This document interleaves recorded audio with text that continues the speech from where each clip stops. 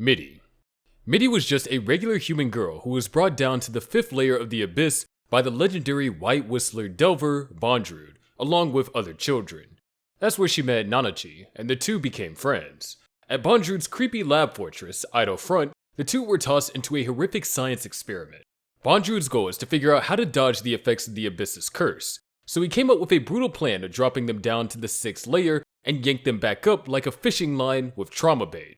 The setup transferred all the curse effects to Mitty, sparing Nanachi but transforming her into a fluffy bunny-like creature. But Mitty wasn't so lucky. Once the curse hit her, Mitty's body warped into something that barely resembled a person. She became this blob-like moaning lump of misery, constantly in pain, no longer able to speak but still painfully aware.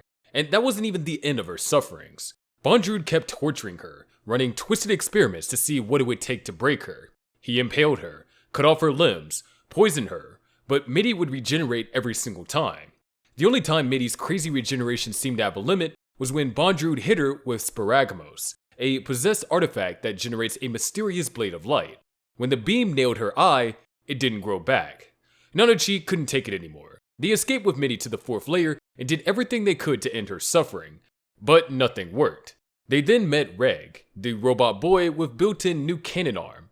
After a fight with the Orb Piercer, Nanachi realized Reg's incinerator might be as powerful as Bondrewd's Sparagmos and could be used to finally put Mitty out of her misery. Nanachi then asked Reg to kill Mitty. Reg hesitates at first, but agrees under one condition, that Nanachi must promise not to follow Mitty into the void. They prepare a final resting spot for Mitty, filled with stuffed animals, and say goodbye before Reg fires the incinerator, finally ending Mitty's suffering. And while Nanachi is more than happy for Mitty's release, they're left heartbroken and sorrowful. But that's not the last we see of Mitty. Later, in the bizarre city of Iruburu, a replica of Mitty pops up. Turns out one of the village's sage, named Balaf, became obsessed with her immortality, so much that he gave up huge chunks of his own body just to have her. Mitty became this endless food source as he literally ate her, and she regenerated over and over. When Nanachi finds out about this, they search for Balaf and offer themselves to him in exchange of Mitty's freedom. Eventually, when given the chance to leave with Mitty, Balaf told Nanachi that if Mitty is taken outside the village, she'll disappear for good, because everything created in Iruburu can only exist within it. Faced with that choice, Nanachi realized that this reunion is just a pipe dream. With a heavy heart, they walk Mitty towards the barrier. Nanachi reflects on how much they've grown and learned, and with teary eyes, say goodbye as Mitty fades away. For real this time. Mitty's death as a human being was just the beginning of her torment.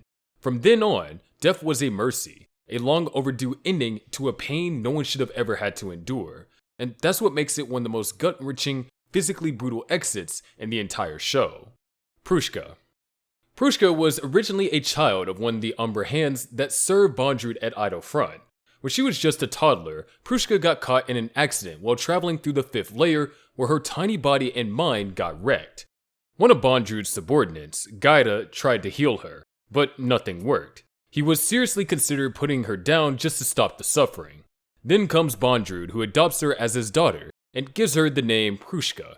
She grew up at Idle Front, running around helping the Umbra Hands with tasks and occasionally venturing outside with her father. She's bubbly, loyal, and absolutely obsessed with Bondrewd. Her dad is basically her world. When Riko, Reg, and Nanachi arrived at Idle Front, Prushka immediately latches onto them and she's so ready to be part of their squad. She even helps them escape on a boat and tells them her wish of adventuring with them someday. And then Bondrewd absolutely ruins it. After the whole Nanachi-Mitty experiment worked so well, Bondrewd had a new plan. This time, he needed someone close to him, someone who loved him, someone who'd willingly endure the curse for him. And Prushka checked all the boxes. He turned her into a Cartridge, which, let's be real, is just an industrial-grade horror lunchbox.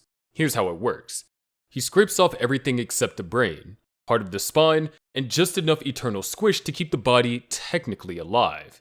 Then it all gets wrapped in her own skin, and she gets pumped full of drugs that make her feel euphoric and terrified at the same time, all while absorbing the curse for him. Due to her devotion, she took the burden of the curse so that Bondrewd could receive the blessing of the abyss. This was Prushka consciously suffering with her body mutilated beyond recognition, but her mind still there, still thinking about wanting to go on an adventure with Vueko and the others. Her love and longing were so strong that even after all that pain, what was left of her transformed into a life-reverberating stone, a super rare and special artifact formed from the soul. Riko took that stone and used it to create her own white whistle, meaning Prushka still travels with her, just not the way that she'd hope. Prushka's death is a gut punch of suffering wrapped in childlike innocence that has made an abyss saying, "Oh, you thought Mitty had it bad? Here, hold my trauma." And really quick, if you enjoy these no-nonsense, straight-to-the-point videos covering all sorts of anime topics, then make sure to like this video and subscribe. But anyway. Irumyuui. Irumyuui was a little girl from an abyss tribe that lived at the entrance of the abyss but got cast out by her people due to her infertility. Since she was deemed cursed, her tribe just booted her out as an offering to the abyss instead. She eventually joined the Ganja Corps, a group of delvers led by Wazukyan, who were heading deep into the abyss searching for the Golden City. Irumyuui tagged along as the group's guide, warned them about the curse, and ended up bonding with another Ganja member named Vueko.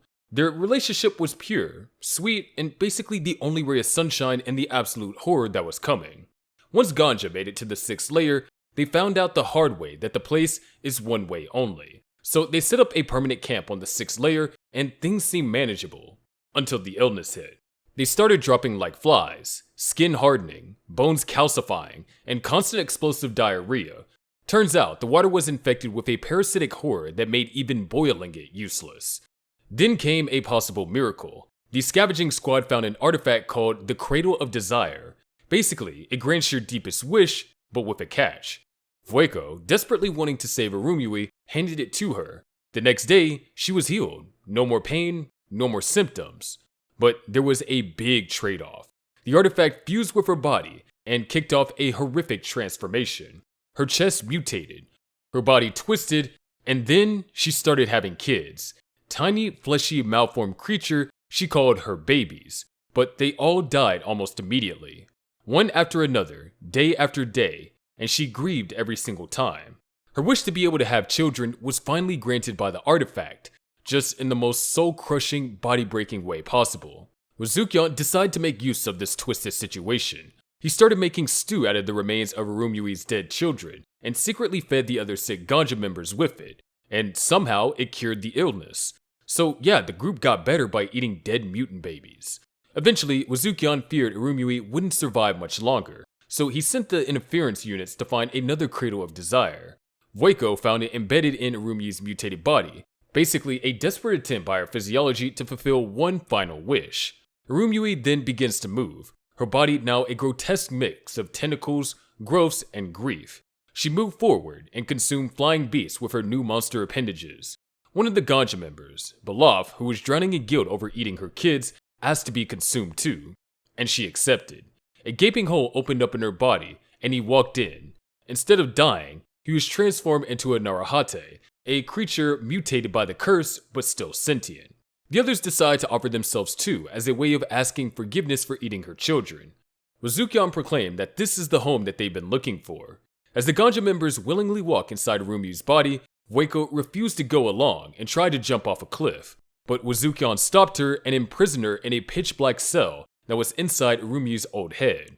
Irumyuui had mutated into a massive living structure, and inside her body, the village of Iruburu was born.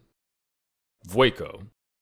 Vueko was an orphan who ended up being raised by a monster of a man named Jeroimo, who abused her in every way you can imagine. One day out at sea, Jeroimo and some fishermen stumbled upon a wrecked ship with all the crew mutilated except one delirious survivor who rambled about a terrifying man-eating abyss and some fabled golden city at the bottom. Before dying, the man handed over a mysterious star compass that points to the abyss. Jeroimo held onto it until eventually he tried to kill Vueko, who later escaped, inherited the compass, and decided to find the golden city herself. She became a delver, an adventurer crazy enough to explore the abyss, and joined the Ganja Suicide Corps, led by Wazukyan, who had the same wild dream. She eventually became one of the group's top leaders, the Three Sages. Along their descent, they found Irumyuui, and Vueko convinced the others to let her join them. Everything went downhill after that, literally and figuratively. After settling in the 6th layer, the group got wrecked by the pseudo-water, a creepy substance that basically turns your body into living, breathing rock. One by one, they fell sick, and that's when Wuzukyan handed out some suspicious stew for them to eat. Everyone who ate it, including Vueko, magically healed. Turns out that stew was made from Irumyuui's dead babies. As I narrated earlier, after fusing with the artifact called the Cradle of Desire, Irumyuui started giving birth to non-human offspring, but those babies died quickly. Wuzukyan then cooked them up to save the group. Over time, Irumyuui transformed completely, barely human anymore, and began devouring flying monsters. Eventually, the other Ganja members, led by Belov, sacrificed themselves to her, merging into what became the strange village of Iruburu. Vueko refused to join them and tried to end it all by jumping off a cliff. Wuzukyan managed to grab her leg, but she hit her head on the cliff wall and passed out. When she came to, she was in a pitch-black isolation, trapped in what used to be Irumyuui's head. No light, no movement, just the lingering thoughts and signals of Irumyuui and her long-dead children. She stayed there for years until Riko found her and freed her. After her release, she helped guide Riko through the village and shared her tragic backstory. But her tragic past began to haunt her in person, when Joroimo, created by Irumyuui's nightmarish copy of him based on Vueko's memories, showed up again and fought Reg. Then Faputa, the final child born of Irumyuui's last wish, arrived to burn everything down in revenge. As chaos exploded and the village collapsed, Vueko began succumbing to the curse of the abyss. At that depth, the curse shreds your body apart, warps your flesh, and turns your insides into an abstract art project. Vueko is physically melting, mutating and feeling everything as her body is disintegrating. Pakoyan, another former Ganja member, gave her life to help Nanachi bring Vueko to safety, but it was too late. Faputa later found her in her disfigured state, but was shaken when she called her Irumyuui, saying that meeting her had made her life worth living. Vueko finally passed away, smiling despite being crushed by the Abyss's curse, leaving Faputa with both feelings of loss and love. Victims of the Amaranthine-Deceptors. In the film Made in the Abyss Movie 3, Dawn of the Deep Soul, Riko, Reg, and Nanachi finally reached the Garden of Flowers of Resilience, a peaceful patch of beauty in the middle of the abyss-induced hell that was known to be Liza's favorite place. They were greeted by one of Bondrewd's cronies who informed them that this whole garden is crawling with Amaranthine-Deceptors. These aren't your average bugs. They're basically demonic butterflies from hell. These things are native to the 6th layer of the abyss, where return becomes impossible for humans. They were thought to be super rare, only known from a few White Whistle reports. But lately, they have been migrating and showing up in the 4th layer, which is alarming in of itself. So what makes these little creeps so awful? They evolved to look exactly like the Eternal Fortunes, the iconic flower that blooms throughout the abyss. Gorgeous, delicate, inspirational, and now, camouflage for parasites. The Amaranthine-Deceptors use their wings to blend right in while lying in wait like biological landmines. These bugs are smart. They go into dormancy, staying perfectly still while mimicking the surrounding flowers. They're so sneaky, they can even fool creatures that sense consciousness through the abyss force field. Get too close, and you're in for a surprise larva delivery. They stab you, implant larvae inside your body, and then just chill while the baby bugs slowly chew their way through your insides. Once those larvae hatch, they grow, they multiply, and they do not stop. They eat you alive from the inside out, and once they invade the head, it's game over. You may be still alive, but now your body is just a long-term Airbnb for these monsters. Sometimes the adults even crawl into your mouth and feed you, keeping you alive just long enough to milk you for nutrients. When Reg looked around the garden, he sees the horrible aftermath. Black whistles, elite delvers, just lying there, infested, basically being used as bug incubators. It's not even clear if they're still conscious or not, but long story short, if you ever had the misfortune of falling victim to these insects, then you're in for a slow, agonizingly drawn out torment where you're literally being digested from the inside, bit by bit, while you're alive the whole time. That means you feel everything, every wriggle, every bite, and you know you're just being kept alive on purpose as they preserve you so their babies can have a steady supply of food. It's like your body becomes a walking haunted house, and you're the ghost screaming inside.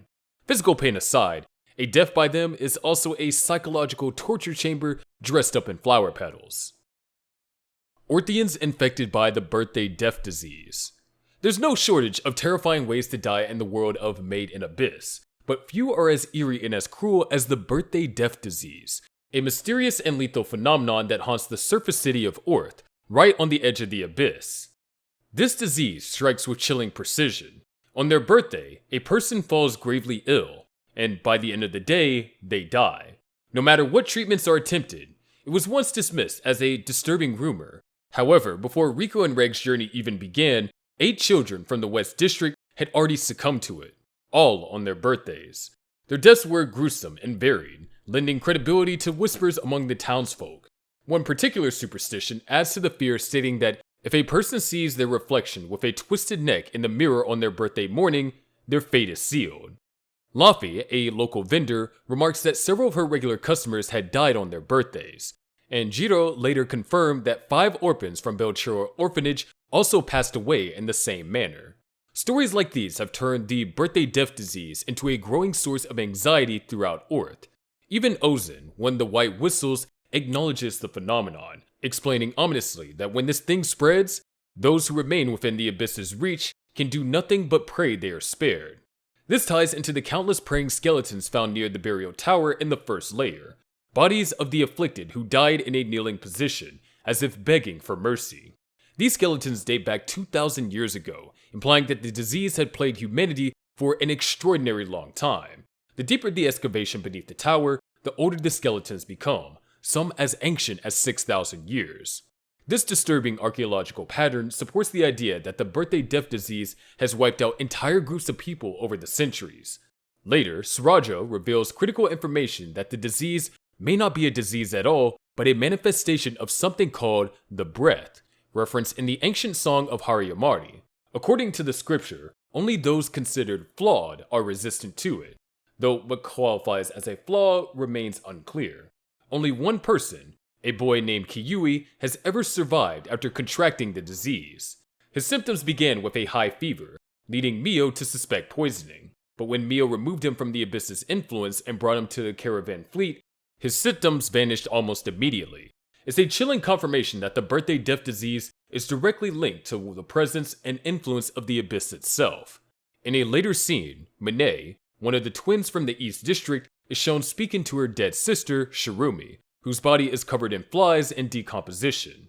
Mine's quiet, haunting conversation ends with her own apparent death, implying that she too was a victim of the birthday death disease. For all these reasons, death by the birthday death disease stands out as one of the most nightmarish ways to die in the entire Made in the Abyss universe, because it offers neither mercy nor hope, only the cruel irony of dying on the very day you were born.